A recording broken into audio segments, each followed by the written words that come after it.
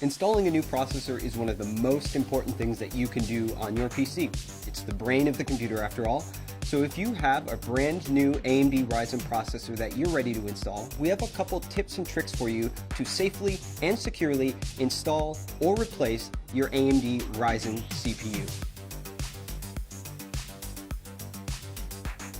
The first thing that you have to know is that electrostatic discharge, or the little zaps that you build up by shuffling around on carpet, those can actually be dangerous for the sensitive electronic components in a CPU. But there's a way to deal with that. First, don't build a computer on a carpet, don't build it on a rug. Hardwood floors or even tile floors would be best. Secondly, you can deal with electrostatic discharge with an ESD strap. On one end, there's a wristband that you simply put on your wrist.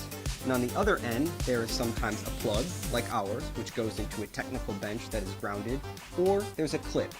The type that you might buy from the store is probably going to have a clip. To use that, you would simply turn the power supply off on your computer and then attach the clip to the power supply. Any bare metal on the power supply will do. That means when the static that builds up in your body doesn't go into the CPU, instead it goes through our handy wrist strap, through the power supply, and back into the wall outlet. That is a great way to keep your CPU safe. The next thing that you'll want to do is install the processor. Now that you're grounded with your wrist strap, you'll be able to take the AMD Ryzen CPU out of its bubble packaging. And when you do that, take note. In the lower left-hand corner, there is a golden triangle. That golden triangle lines up with a triangle that's also on our processor socket. So you'll want to turn the CPU to match the two triangles up. And then you lift the metal arm on the CPU socket, and then you simply drop the processor into the socket. My CPU dropped in effortlessly.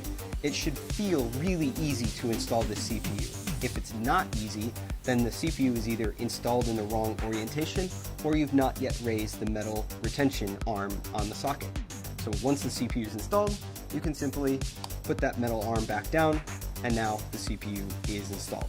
And if there was any electrostatic discharge, that wrist strap that you would have took care of that for you automatically. Now the next thing, and our last step, is to install the heatsink. AMD Ryzen processors come with a heatsink inside the box. And when they come from the factory, they have a thermal compound pre-applied.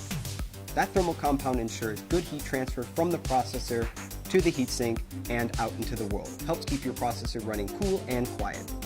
Now, if you've installed and removed this cooler a couple times, that thermal pad might be worn. You can clean it off with isopropyl alcohol, very easy.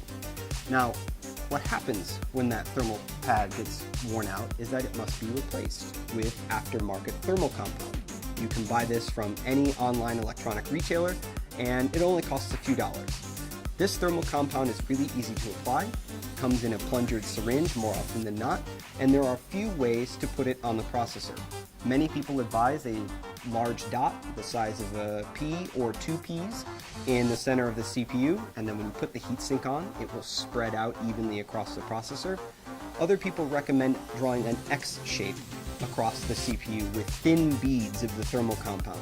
And again, when you apply the cooler, the pressure of the cooler on the CPU will evenly spread out that thermal compound. It's important that you don't have too much compound, which can hurt your temperatures, or too little compound, which can also hurt your temperatures. You just want a nice, paper-thin, even application of the thermal compound on your CPU, just about what it looks like on the bottom of the heatsink from the factory. And that is how you safely and securely install or replace an AMD Ryzen desktop processor in your socket AM4 motherboard.